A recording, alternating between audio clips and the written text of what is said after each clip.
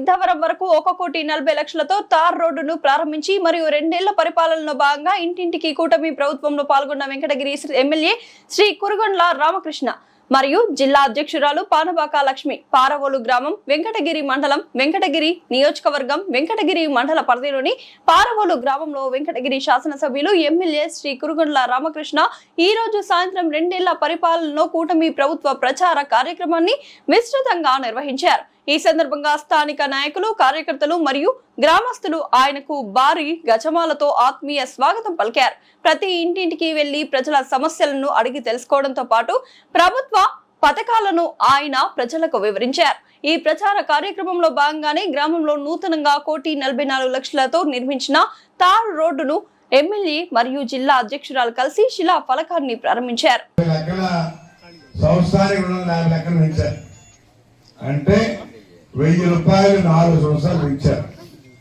మొన్న మన ముఖ్యమంత్రి మన కూటమి ప్రభుత్వం చంద్రబాబు నాయుడు గారు కానీ అదేవిధంగా పవన్ కళ్యాణ్ గారు కానీ మన యువ నాయకుడు లోకేష్ బాబు గారు కానీ అందరూ కూడా కేంద్రం కానీ మనం ఏమైతే చెప్పామో ఒకేసారి 1,000 రూపాయలు పెంచాం.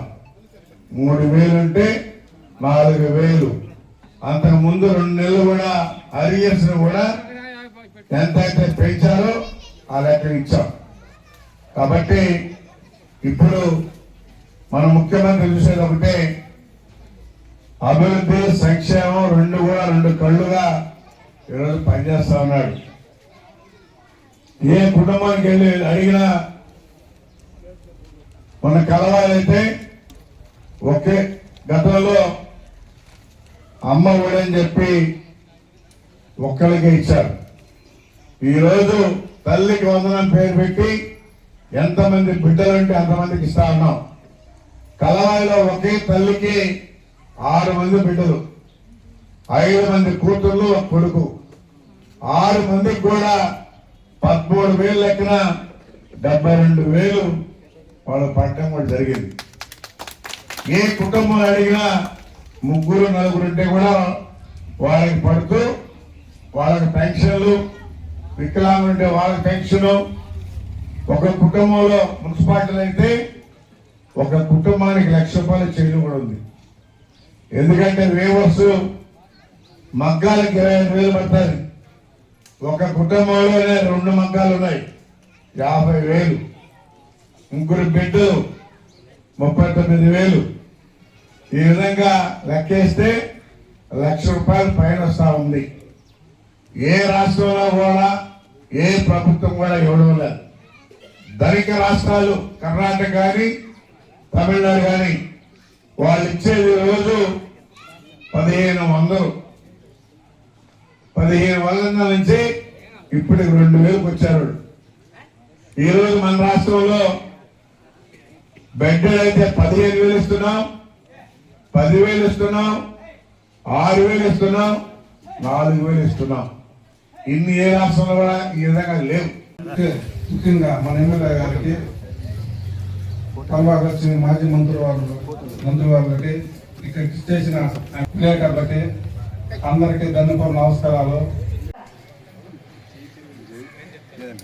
పెద్ద చంద్రబాబు నాయుడు గారు కానీ లోకేష్ గారు కానీ ఏం చెప్పారంటే, నమస్కారాలు వద్దు, జై తెలుగుదేశం అనే చెప్పుకోవాలా మనం చెప్పడం జరిగింది.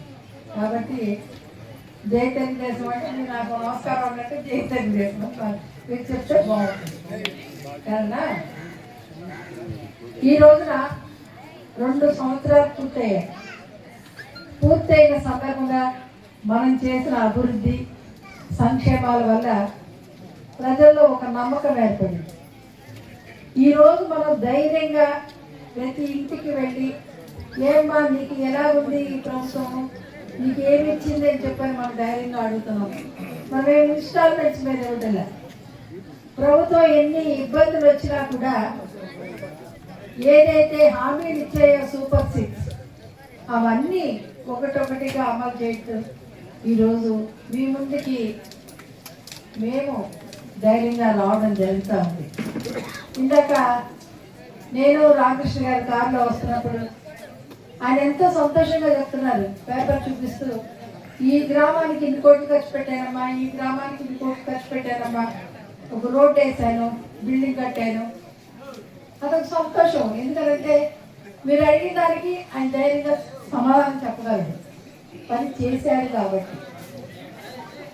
అంతేకాకుండా మన యువ నాయకుడు, విద్యాశాఖ మార్చులు, ఐటీ శాఖ మార్చులు లోకేష్ బాబు గారు అయితేనేమి, మన ముఖ్యమంత్రి వర్యులు చంద్రబాబు నాయుడు గారు, ఉప ముఖ్యమంత్రి మన పవన్ కళ్యాణ్ గారు, కేంద్రంలో ఉన్న నరేంద్ర మోడీ సహాయ సహకారాలతోటి డబుల్ ఇంజిన్ సర్కార్ని పరిగెత్తిస్తూ ఉన్నారు. ఈ రోజున ప్రపంచ దేశాలన్నీ ఆశ్చర్యపోయే విధంగా అనేకమైన పెట్టుబడులు తీసుకొచ్చి ఈ రోజున ఈ రాష్ట్రానికి ఒక ప్రాముఖ్యతని దక్కించిందంటే అది మన ముఖ్యమంత్రి గారి చొరవ వల్ల అని చెప్పి మనం గర్వంగా చెప్పుకోవచ్చు. మనం ఏ జిల్లాకి వెళ్ళినా కూడా ఇండస్ట్రియల్ పార్క్స్, ఇండస్ట్రియల్ ఎస్టేట్స్ ఆయా జిల్లాల్లో దొరికే ప్రాముఖ్యతను బట్టి అక్కడ వాళ్ళు డెవలప్ చేయడం కూడా జరుగుతూ ఉంది. అలాగే యువతికి ఉద్యోగ అవకాశాలు కల్పించడం కోసంగా అనేకమైనటువంటి దాదాపుగా 20 లక్షల పైచలకు ఉద్యోగాలు కూడా ఈ రోజున చూపించే విధంగా ప్రభుత్వం ముందుకెళ్తా ఉంది.